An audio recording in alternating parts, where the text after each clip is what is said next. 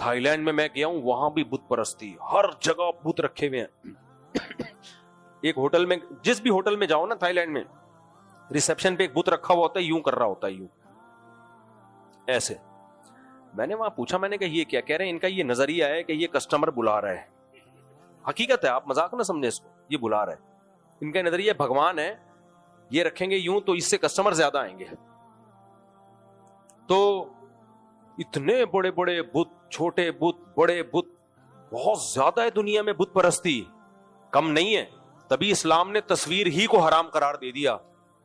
تبھی تو ہم ڈیجیٹل تصویر کو جائز اس لیے بھی تو کہتے ہیں کہ اس کا اس تصویر سے دور دور کا بھی کوئی تعلق نہیں ہے. یہ تصویر بت پرستی کا کوئی اس میں شائبہ ہی نہیں ہے. یہ تو مزاحات لخلق اللہ بھی نہیں ہے بھائی, وہی ہیں جو ویڈیو میں دکھا رہے ہو, جو ویسے ہی نظر آتے ہیں. تو تصویر سازی جو اسلام میں حرام ہے نا, اس کی بہت ساری وجوہات ہیں. ایک بہت بڑی وجہ بت پرستی کا ہمیشہ کے لیے خاتمہ. تبھی اسلام میں کبیرہ گناہ ہے کہ آپ اپنے پیر یا بزرگ کی تصویر دیواروں پہ لٹکائیں. لوگوں نے دودھ کی دکانوں میں اور مختلف دکانوں میں نا لگائی ہوئی ہوتی ہے تصویر ہمارے پیر صاحب کی. حرام ہے بھائی, کبیرہ گناہ ہے. اسی سے بت پرستی کا دروازہ کھلتا ہے. پھر اس کے سامنے بھی کھڑے ہوتے ہیں اور سمجھتے ہیں اس کی وجہ سے برکت ہو رہی ہے. تو اسلام نے تصویر ہی پہ پابندی لگا دی. سب سے زیادہ حرام تصویر کون ہے؟ جو بتوں کی ہو. آپ دیکھو آج کل کپڑوں کی مارکیٹوں میں بت بنائے ہوئے ہوتے ہیں. تو بھائی چہرہ اڑا دو اس کا, اللہ کے عذاب کو کیوں دعوت دے رہے ہو؟ نبی نے فرمایا سخت ترین عذاب ہوگا تصویر بنانے والے کو. بخاری مسلم کی حدیث ہے.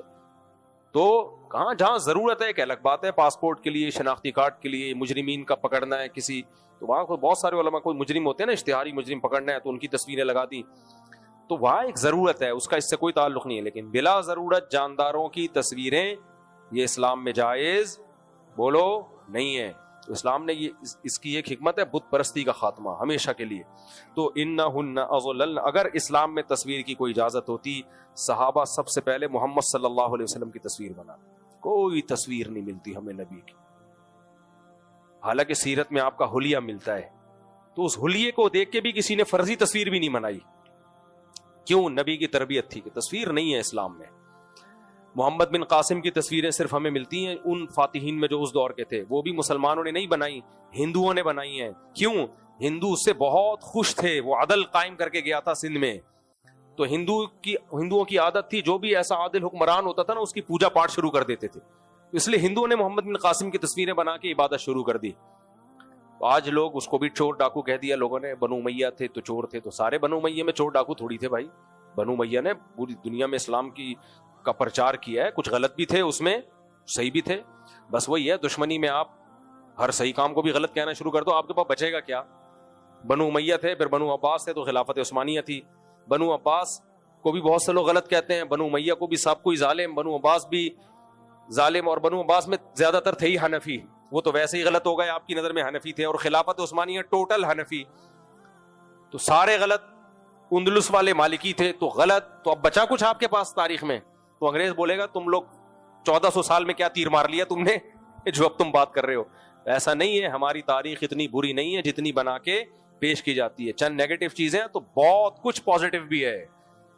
تو جہاں نیگیٹو کرتے ہو پازیٹو کو بھی اچھالا کرو اپنی تاریخ میں. محمد بن قاسم 17 سال کا بچہ تھا اور میپ ایسے دیکھا ہے اس نے اور دماغ میں آیا ہے, اور کوفہ سے چل کے آ کے سندھ فتح کر کے چلا گیا. ٹھیک ہے اگلی حکومت نے اس کے ساتھ ظلم کیا, لیکن وہ ظلم بھی اس کی وجہ سے نہیں, بنو امیہ کا بوجھ اس پہ نکالا پھر. تو وہ ایک الگ ٹاپک ہے. رمضان میں آپ یہ ٹاپک نہ چھیڑیں تو زیادہ اچھا ہے, میں جلدی سے مکمل کر لوں اس کو. آگے اللہ تعالیٰ فرماتے ہیں للذین استجابوا لربہم الحسنی, آگے اللہ نے نیک لوگوں کی صفات بیان کی ہیں. اللہ فرماتے ہیں نیک لوگ کون سے ہوتے ہیں؟ الذین یوفون بعہد اللہ, سب سے پہلی علامت اللہ سے کیے ہوئے معاہدوں کو پورا کرتے ہیں وہ. ولا ينقضون المیثاق, معاہدوں کو توڑتے نہیں ہیں.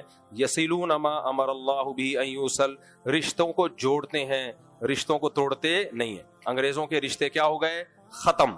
اللہ کے ہاں فیملی, خاندان, پریوار, اس کی بڑی ویلیو ہے. آپ کو رشتے پیدا بھی کرنے ہیں, بڑھانے بھی ہیں اور بچانے بھی ہیں. رشتے بڑھتے کیسے ہیں؟ نکاح سے, نسل بڑھنے سے. اور بچتے کیسے ہیں؟ ان پہ خرچ کرنے سے، کڑوی کسیلی برداشت کرنے سے، دونوں کام کرنے ہیں. تو اللہ کہتے ہیں ہمارے نیک بندے یہ کام کرتے ہیں، رشتے جوڑتے ہیں. وَيَخْشَوْنَ رَبَّهُمْ وَالَّذِينَ صَبَرُوا ابْتِغَاءَ وَجْهِ رَبِّهِمْ، اپنے رب کی رضا کے لیے صبر کرتے ہیں. کوئی مصیبت اور پریشانی آئی تو کیا کرتے ہیں؟ صبر. بھائی اللہ کی طرف سے اسی میں خیر ہوگی. وَأَقَامُوا الصَّلَاةَ، نماز قائم کرتے ہیں. وَأَنفَقُوا مِمَّا رَزَقْنَاهُمْ سِرًّا وَعَلَانِيَةً، اور جو روزی ہم نے دی ہے اس میں سے خرچ کرتے ہیں، دکھا کے بھی چھپا کے بھی. بہت سے لوگوں کو اخلاص کا ہیضہ ہوتا ہے. ایک ہوتا ہے اخلاص، ایک ہوتا ہے اخلاص کا ہیضہ. ایک ہوتا ہے تقوی، ایک ہوتا ہے تقوی کا ہیضہ. ایک ہوتا ہے طہارت پاکیزگی، اور ایک ہوتا ہے پاکیزگی کا ہیضہ. پاکیزگی تو ہونی چاہیے، آپ وضو اچھی طرح کریں، استنجا کریں. ہیضے کا مطلب کیا ہے؟ لوٹوں کے لوٹے برباد ہو گئے، لوٹا پناہ مانگ رہا ہے، بس کر دے. ایک دفعہ واش روم سے آیا اور پوری ٹینکی خالی. یہ طہارت نہیں ہے، یہ طہارت کا بولو ہیضہ. سمجھ رہے ہو؟ اسی طرح تقویٰ ہوتا ہے. مولانا شیخ تھانوی نے لکھا ہے بعض لوگوں کو تقوی کا ہیضہ ہوتا ہے. تقویٰ کا کیا مطلب؟ ابھی برائیوں سے بچو، صبر کی کوشش کرو. فرمائے لیکن بعض لوگوں کا ہیضہ ہوتا ہے، مصیبت درد ہو رہا ہے، آہ بھی نہیں کر رہے نا. یہ پہلے اس طرح کے ہوتے تھے، آج کل تو یہ والا تقویٰ مارکیٹ سے شارٹ ہے. آج کو تو خودکشیاں کر رہے ہوتے ہیں. پہلے ایسا بھی تھا، صوفیوں میں ایسی قسم بھی آ گئی تھی کہ اچھا اتنا غم، بھائی اپنا غم دوسرے کے ساتھ شیئر کر کے غم ہلکا ہو جاتا ہے، اس میں کوئی حرج نہیں ہے. تھوڑا آہ اوہ کر لینے میں کوئی حرج نہیں ہے. آپ کے کسی قریبی کی موت ہو گئی، 2-4 آنسو نکلنے میں کوئی حرج نہیں ہے، یہ تو نیچرل ہے بھائی. اگر خدا نخواستہ کوئی خطرناک چیز آئی تو ڈر لگنے میں کوئی حرج نہیں ہے. ڈر لگتا ہے بھائی. دکھا رہے ہوتے ہیں نا، وہ زلزلہ آیا، امام صاحب کھڑے ہوئے ہیں اور پیچھے مقتدی بھاگ گئے، کہتے ہیں یہ دیکھو تقویٰ. یہ تقویٰ نہیں ہے، یہ تقوی کا ہیضہ ہے. بھائی زلزلہ آ رہا ہے، جان بچانا فرض ہے. زلزلہ تھوڑی دیکھا گا تو نماز پڑھ رہا ہے یا زکات دے رہا ہے. اللہ نہ کرے کہیں بھی کوئی کرمنل ایکٹیویٹی ہو، کوئی خدا نخواستہ حادثے کا خطرہ ہو، پتلی گلی سے فوراً نماز توڑ کے بھاگو. یہ شریعت کا حکم ہے. نبی صلی اللہ علیہ وسلم کی صحیح حدیث ہے، نماز میں سانپ نظر آئے آپ نماز توڑ دیں، سانپ کو ماریں. سوال پیدا ہوتا ہے بھائی ہم کس کے لیے؟ ہم اللہ کی دربار میں پہنچے ہوئے ہیں، تو ہمارا تو کنیکشن جب اللہ سے ہے تو سانپ ہمیں کیوں کاٹے گا؟ یہ تقوی کا کیا ہے؟ ہیضہ. بھائی آپ کا کنیکشن اللہ سے ہے، یہ آپ کو معلوم ہے، سانپ کو معلوم وہ کسی کنیکشن کو نہیں دیکھ. اتنی احتیاطوں کا حکم دیا ہے نا نبی صلی اللہ علیہ وسلم نے. آپ نے فرمایا رات کو چراغ بجھا کے سو. وجہ کیا ہے؟ فَإِنَّ الْفُوَيْسِقَةَ تَضْرِمُ النَّارَ عَلَى أَهْلِهَا. اس لیے کہ چوہا جو ہے یہ فاسق ہے. کیا مطلب؟ انسان کا دشمن ہے. یہ بعض دفعہ چراغ کو گرا دیتا ہے اور آگ لگ جاتی ہے گھر میں. ہماری خواتین کیا کر رہی تھی؟ دوپٹے بڑے بڑے پہن کے نا، ویسے تو شادیوں میں جا رہی ہیں تو دوپٹہ نام کی کوئی چیز ہی نہیں ہے. کچن میں موٹے موٹی چادریں اور دوپٹے جہاں ضرورت نہیں ہے وہ لٹک رہے ہوتے ہیں، آگ کے قریب جا رہے ہوتے ہیں. کتنے واقعات ہو چکے ہیں. بائک پہ بیٹھی ہیں، بھائی سمٹ کے بیٹھو اچھی طرح. برقے پھنس رہے ہیں کس میں؟ بائکوں کی چین میں. چادریں پھنس رہی ہیں بائکوں کی چین میں. چادر پہنے لیکن اچھی طرح اس کو لپیٹ لے. تو یہ تقویٰ تھوڑی ہے کہ بھئی ہم نے جو ہے نا پوری ماشاءاللہ چادر میں ہم بائک میں بیٹھ کے جا رہے ہیں. جب وہ چادر پھنسے گی، پہیا گھومے گا تو آپ گرو گی سڑک پہ. اچھا یہاں بھی ہے، خاتون سڑک پہ گر گئی. ایک ادھر بیچاری بائک کا ایکسیڈنٹ ہوا، نیچے گر گئی. داڑھی والے میاں کھڑے ہوئے ہیں، اٹھا نہیں رہے اس کو. نامحرم ہے، مجھے بتا بھی رہے ہیں، وہ خود نہیں بتا رہے. ان کے ساتھ کوئی بندہ تھا، کہہ رہے ہیں یار ہم سب اٹھا رہے ہیں، اس بیچاری لڑکی تھی جو بھی تھی، لیکن اس کو اٹھاؤ تو صحیح نا یار. وہ نہیں اٹھا رہے. اپنے پیر صاحب کو آ کے بتایا، پیر صاحب نے شاباش دی کہ ہم کسی کو مصیبت سے بچانے کے لیے اپنے آپ کو جہنم میں نہیں ڈال سکتے. لو بھیا، یعنی ہم کسی غیر محرم عورت کو ہاتھ لگا کے اپنے آپ کو جہنم میں ڈالیں، اس سے بہتر ہے تو ٹرک پیچھے سے جو آ رہا ہے نا اس کے نیچے کچل جا. تو اٹ از کالڈ تقوی کا ایسا. یہ تقویٰ نہیں بھائی. جیسے تیسے وہ اپنی بہن سمجھ کے اٹھاؤ اس کو ایمبولینس میں ڈالو. تو اس وقت تو یہ سوچو بھی نہیں، فون بھی نہیں کرو مفتی صاحب ایک آنٹی پڑی ہوئی ہے اٹھا لوں. یہ بھی آپ اس کو مذاق سمجھ رہے ہو. اس طرح کے لوگ ہماری سوسائٹی میں ہیں تو بھائی فوراً ایکشن لینا ہے. خدا نہ خواستہ مسجد میں کوئی خطرہ ہو کہ بھائی کوئی دہشت گرد گھس آیا، فوراً نماز توڑ کے بھاگو، اس کو پکڑو بھی اگر پکڑ سکتے ہو، ورنہ بھاگ جاؤ۔ اپنے آپ کو بلا وجہ فنٹر بنانے کی کوشش کرنا یہ اسلام کی تعلیمات نہیں۔ دیکھو اصحاب کہف میں کیا ہے، وہ جو چند نوجوان نکلے نا اپنا ملک چھوڑ کر، کیونکہ ان کو ڈر تھا ہمیں مار دیں گے، بھوک لگ رہی ہے، ایک کو انہوں نے بھیجا اور کہا چپکے سے جانا، کیونکہ اگر ذرا سا ان کو پتا چل گیا تو ہم سب کو پکڑ کے قتل کر دیں گے۔ وہ ہم بولتے کوئی بات نہیں، قتل کر دیں گے، شہادت مل جائے گی۔ بھائی وہ شہادت جو خود موت کے منہ میں جا کے ہو، اپنے آپ کو بلا وجہ خطرات میں ڈال کے ہو، وہ شہادت نہیں ہوتی، وہ خودکشی کہلاتی ہے، اس کو شہادت تھوڑی بولتے ہیں۔ تو بھائی ٹھیک ہے آپ شہید تو ہو جاؤ گے، لیکن اسلام کو کیا فائدہ ہوگا اس سے، آپ کے اس طرح سے شہید ہونے سے؟ اللہ کی طرف سے شہادت ملے بہت اچھی بات ہے، آپ خود اپنے آپ کو یا وہ شہادت جس میں آپ کے شہید ہونے سے ملک اور قوم کو فائدہ ہو رہا ہے، وہ بھی بہت اچھی بات ہے۔ یا تو کچھ بھی نہیں ہو رہا، وہ مار دیں گے آپ کو، ان کا ویژن پورا ہو جائے گا۔ تو یہ والا تقوی غلط ہے، سمجھتے ہو؟ تو اللہ تعالیٰ نے فرمایا کہ وَأَقَامُوا الصَّلَاةَ، ہاں سرًّا وعلانیةً پہ بات آئی تھی، تو اس طرح یاد رکھو کبھی چھپا کے صدقہ کرنا چاہیے اور کبھی دکھا کے، کیونکہ جب تک دکھا کے صدقہ نہیں کریں گے لوگوں کو صدقے کی ترغیب نہیں ملے گی، ترغیب نہیں ملے گی لوگوں کو۔ جتنی مرضی آپ لوگوں کے سامنے تقریریں کرو نا، جب تک لوگوں کو نظر نہیں آتا نا کہ کیسے خرچ کیا جاتا ہے، عادت نہیں پڑتی۔ خاص طور پہ اپنے بچوں کے سامنے خرچ کرو تو ان کو پتا چلے گا۔ میں نے اکثر سخی لوگ دیکھے ہیں، جب ان کی ہسٹری میں گیا انہوں نے کہا ہمارے ابا ایسے کرتے تھے، ابا مسجدوں کو چندہ دیتے تھے، مدرسوں کو چندہ دیتے تھے، بہنوں پہ خرچ کرتے تھے، تو ہم نے ابا کو دیکھا ہے تو اب ہماری بھی عادت ہو گئی ہے، ابا ہمیں ساتھ لے جا کے مسجدوں میں چندے دیا کرتے تھے، ہمیں بھی عادت پڑ گئی ہے۔ ایک صاحب نے ایک ڈاکٹر صاحب تھے ہمارے جاننے والے، ENT اسپیشلسٹ، اب تو بہت بڑے اسپیشلسٹ بن چکے ہیں، اللہ ان کی عمر برکت دے۔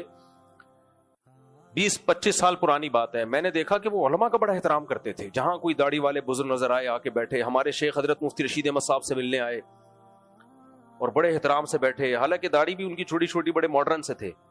میں نے کہا آپ علماء کا بڑا احترام کرتے ہیں؟ کہہ رہے یار میرے والد صاحب بھی بڑے آدمی تھے، لیکن جہاں کوئی علماء نظر آتے، کوئی بزرگ ہوتے محلے میں، مجھے انگلی پکڑ کے لے جاتے اور ان کی صحبت میں بٹھاتے تھے کہ تھوڑی دیر یہاں بیٹھو، تو وہاں سے مجھے علماء کے احترام کی عادت پڑ گئی۔ اور ہم بچوں کے سامنے علماء کی برائیاں کر رہے ہوتے ہیں، جب آپ علماء کی برائیاں کرو گے، یہ مولوی ایسے، یہ فلانے ایسے، ڈمکانے ایسے، تو بچہ تو پھر کسی کو بھی ٹھیک نہیں سمجھتا۔ اللہ تعالیٰ نے فرمایا وَيَدْرَؤُونَ بِالْحَسَنَةِ السَّيِّئَةَ، فرمایا چھپا کے بھی خرچ کرتے ہیں اور دکھا کے بھی، اور جب دعوت کے کام میں لگے ہوتے ہیں تو برائی کا بدلہ برائی سے نہیں دیتے۔ مبلغ کے لیے برائی کا بدلہ برائی سے دینا زہر ہے، کیونکہ نفرتیں پیدا ہوں گی، بلکہ برائی کا بدلہ اچھائی سے دیتے ہیں، صبر سے دیتے ہیں۔ جہاد کے حکام اور ہیں، دعوت اور تبلیغ کے حکام اور ہیں۔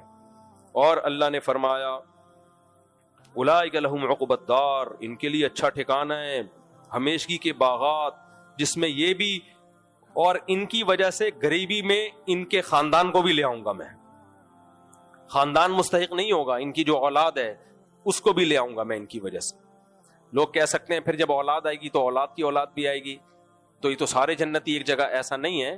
اللہ نے کہا اس کی وجہ سے ان کی اولاد کی وجہ سے، آگے اولاد کا اللہ نے تذکرہ نہیں کیا ہے، تو اگر باپ کی نیکیاں بہت زیادہ ہیں تو اس کی اولاد کو بھی اللہ ادھر ہی لے آئے گا، تاکہ باپ اور اولاد میں جدائی نہ ہو۔ اولاد کی نیکیاں بہت زیادہ ہیں تو اللہ اس کے ماں باپ کو بھی وہاں لے آئے گا، لیکن درجے میں بہرحال فرق ہوگا۔ یہ ایسے ہی ہوتا ہے جیسے کسی کی پوسٹنگ ہو کسی اچھے علاقے میں کمپنی، تو غریبی میں کہتی ہے اپنے بیوی بچوں کو بھی لے جاؤ وہاں پہ، تو اب یہ نہیں ہوتا کہ گریڈ بھی ان کا وہی ہو گیا، بلکہ ان کو ایک پروٹوکول دیا جاتا ہے کہ آپ ان کے بغیر اکیلے بور ہو رہے ہو۔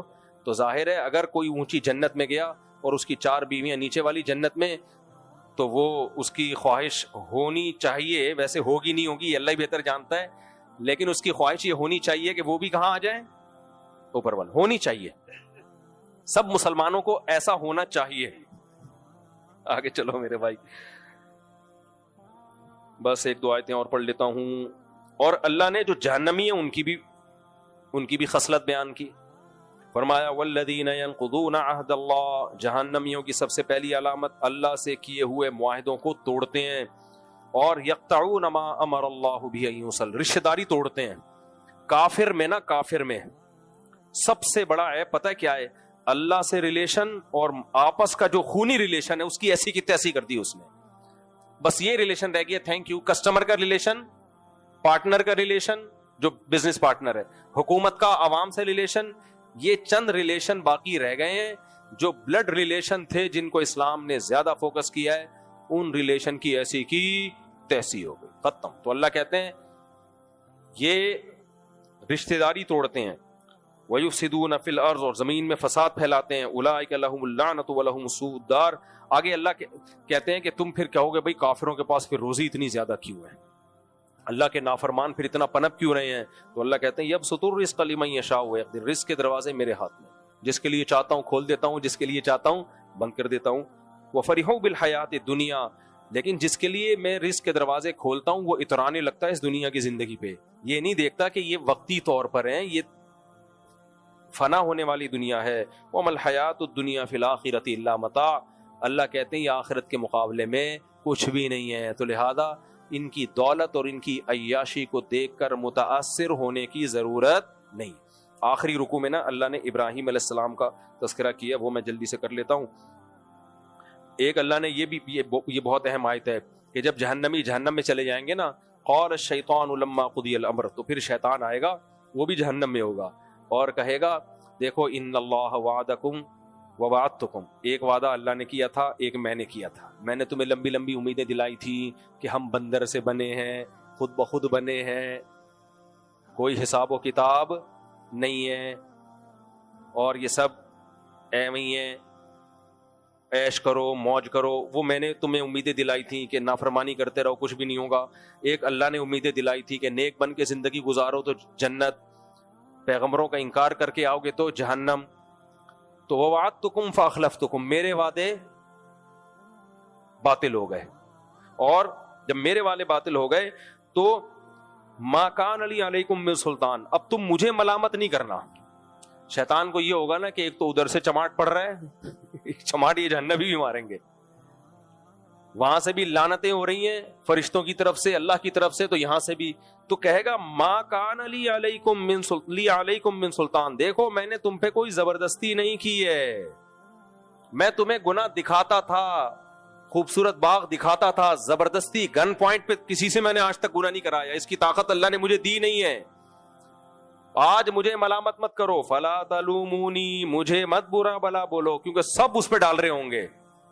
مجھے مت برا بھلا بولو, میں نے تو دنیا مزین کر کے دکھائی تھی, کھوپڑی سے خود کام لیتے نا تم. تبھی قرآن کتنی جگہ کہتا ہے ان الشیطان لکم عدو فاتخذوہ عدوا, اے لوگو شیطان دشمن ہے, اس کو دشمن بنا لو اپنا, اس کی باتوں میں مت آؤ. تو مجھے مت ملامت کرو. ما انا بمصرخکم, آج میں تمہاری فریاد رسی نہیں کر سکتا, اور جس عذاب میں میں جل رہا ہوں تم بھی اس سے مجھے نہیں بچا سکتے. انی کفرت بما اشرکتمونی من قبل, میں تم سے برات کا اعلان کرتا ہوں. اور آگے اللہ فرماتے ہیں ان الظالمین لہم عذاب علیم, ظالموں کے لیے واقعی دردناک عذاب ہے. پھر اللہ نے جنتیوں کا تذکرہ کیا جو شیطان کی باتوں میں نہیں آئے. ادخل الذین آمنوا وعملوا الصالحات جنات تجری من تحتها الانہار, جس کے نیچے نہریں بہتی ہوں گی, ایسے باغات میں داخل کروں گا, ہمیشہ رہیں گے. تحیتہم فیہا سلام, ملاقاتوں کے وقت سلامتی ہوگی. آگے اللہ نے ایک زبردست مثال دی ہے. اللہ فرماتے ہیں دیکھو دنیا میں دو قسم کے لوگ ہیں, ایک خدا کو ماننے والے اور ایک خدا کے منکر. تو جو ماننے والے ان کی بنیادیں بڑی مضبوط ہوتی ہیں. جس درخت کی جڑ مضبوط ہو وہ بہت بہترین طریقے سے اپنے تنے پہ کھڑا ہوتا ہے, وہ طوفانوں کا مقابلہ کر لیتا ہے. تو اللہ کہتے ہیں جو کلمہ توحید کو مانتے ہیں نا, ایک معبود ہے, اسی کی مان کے چلنا ہے, ان کی جو زندگی کی بنیاد ہے وہ ایک مضبوط بیس پہ قائم ہے. اسی نظریے کی بیس پہ وہ لائحہ عمل بناتے ہیں, کیا غلط ہے کیا صحیح ہے, لائف اسٹائل کیا ہونا چاہیے. اور جن کی بیس خدا کے انکار پر ہے یا شرک پر ہے, ان کی جڑیں مضبوط ہی نہیں ہیں, وہ ہمیشہ جھولتے رہتے. پنڈت جی نے یہ بول دیا تو ادھر چلے گئے, اس نے یہ بول دیا پادری نے تو ادھر چلے گئے, کوئی ملحد کا بیان سن لیا تو ادھر چلے گئے, پھر کسی ڈاکٹر نے کچھ بول دیا تو ادھر چلے گئے.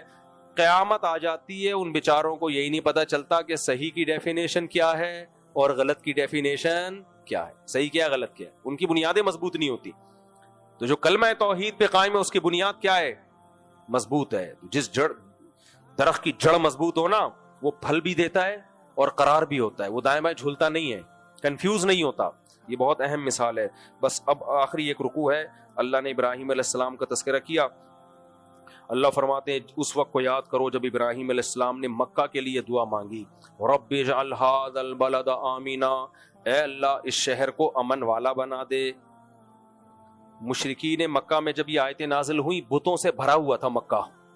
اللہ کہہ رہے ہیں جنہوں نے اس کو آباد کیا ہے نا مکہ کو, وہ کیا دعا مانگ کے گئے تھے؟ وہ یہ دعا تھوڑی مانگ کے گئے تھے کہ یہ تو بانی شہر تھے ابراہیم علیہ السلام.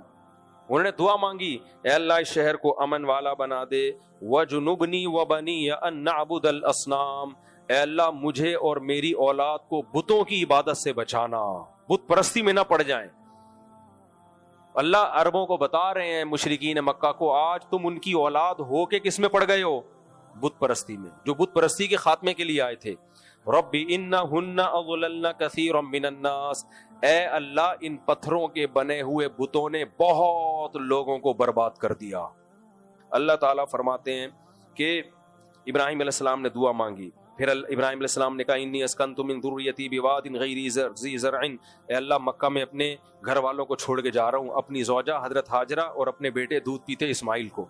اے اللہ تیرے حوالے, یہاں گھاس کا تنکا نہیں ہے, لیکن کیا کرنا ہے تو نے؟ ربنا لیقیموا الصلاۃ, اللہ میری نیت ہے شہر کو آباد کریں, یہاں نماز قائم کریں. ابراہیم علیہ السلام نے بڑی قربانی دی نا تاکہ اس شہر میں کیا ہو؟ نماز قائم. پوری دنیا میں آج مکہ میں جتنے سجدے ہوتے ہیں, جتنی نماز پڑھی جاتی ہے, پوری دنیا میں نہیں. حالانکہ گھاس کا تنکا بھی نہیں تھا, کوئی جانا پسند نہیں کرتا تھا. اس سے پتہ چلتا ہے قربانی کے بعد جو دین زندہ ہوتا ہے اس کی شان الگ ہوتی ہے. آپ حرم میں دیکھ لو, تراویح کی نماز میں دیکھ لو کیسے بیت اللہ کے رمضان میں تو اب تو ایسے چیونٹیوں کی طرح لوگوں کا رش, ایک ایک ٹائم پہ لاکھوں لوگ رکوع کر رہے ہیں, لاکھوں سجدہ کر رہے ہیں, لاکھوں ہاتھ باندھ کے کھڑے ہوئے ہیں, تلاوت کی آواز گونج رہی ہے. یہ وہ دور تھا جب نبی پر ایک آیت نازل ہوتی تھی اور نبی اس کو پبلک کے سامنے سنا نہیں سکتے تھے, پتھر برستے تھے, اونٹ کی اوجھڑی آپ کے پشت مبارک پہ لا کے رکھی جاتی تھی. قربانیاں دی ہیں پیغمبر نے, آج کیسی توحید زندہ ہوئی ہے مکہ میں. کیا منظر ہوتا ہے, بیت اللہ کے گرد لوگ کھڑے ہوئے ہوتے ہیں, اور کیسے اللہ کی دربار میں سجدے. اور حج کے دنوں میں دیکھو کتنا بڑا کراؤڈ ہوتا ہے بھائی بیت اللہ کے گرد طواف کرنے والا. تو یہ ساری برکتیں شروع کہاں سے ہوتی ہیں؟ ابراہیم علیہ السلام سے, ان کی قربانیوں سے. تو اللہ فرماتے ہیں ابراہیم علیہ السلام نے دعا مانگی, اے اللہ فجعل افئدۃ من الناس تہوی الیہم, اے اللہ یہاں گھاس کا تنکا بھی نہیں ہے, لوگ نہیں آئیں گے ادھر, تو لوگوں کے دلوں میں اس جگہ کی محبت ڈال دے کہ لڑکتے چلے آئیں. ہوا یہوی کا ایک مفہوم کیا ہے؟ پہاڑ کا پتھر جب اوپر سے لڑکتا ہے نا, روکنا مشکل ہو جاتا ہے. آج سعودی حکومت کراؤڈ کنٹرول کرنے سے عاجز آئی ہوئی ہے, ہر شخص چاہ رہا ہے میں پہنچوں. اللہ ایسا لوگوں کے دل کو بنا دے کہ لڑکتے چلے آئیں یہاں پہ. پوری دنیا سے حج کے دنوں میں, رمضان میں اور حج میں کیسی پروازیں اڑتی ہیں بھائی, ایک عجیب منظر ہوتا ہے. عمرے اور حج کے لیے جہاز خاص ہو جاتے ہیں, تو اتنی دنیا آتی ہے. اے اللہ ان کے دلوں کو اس کی طرف مائل کر دے. وَرْزُقْهُم مِّنَ الثَّمَرَاتِ, یہاں گھاس کا تنکا بھی نہیں ہے لیکن ان کو پھل دے, تو ان کو روزی دے. دنیا میں ہر ملک کا پھل آپ کو کہاں ملے گا؟ مکہ میں.